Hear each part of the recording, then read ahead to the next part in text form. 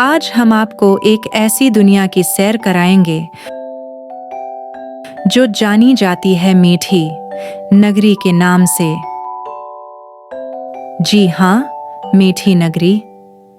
ये नगरी पर इसरार जंगल के बाद बहुत ढके छिपे प्रस्थान में मौजूद है।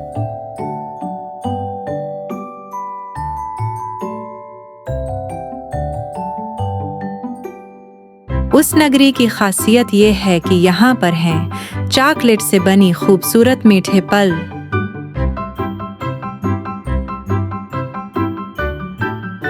आइस करीम के बादल और पहाड़ जो बहुत खूबसूरत लग रही हैं और दिलकश मनाजर बना रहे हैं।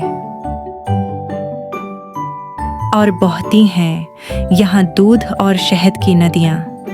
दूध और शहद की ये नदियाँ बहुत खूबसूरत लग रही हैं, ख्वाब का समा बांध रहे हैं। दरख्तों पर यहाँ लगती हैं चॉकलेट, टॉफीज और कैंडीज जिनको तोड़कर खाने में मजा ही आ जाता है। पड़ियां यहाँ उधर उधर सिरावर सियाहत कर रही हैं। घास में गरी जीलियां और जीलियों के दरख्त जबरदस्त लग रहे हैं। तो आप कैसी नगरी की सैर करना चाहेंगे? कमेंट सेक्शन में हमें ज़रूर बताइएगा।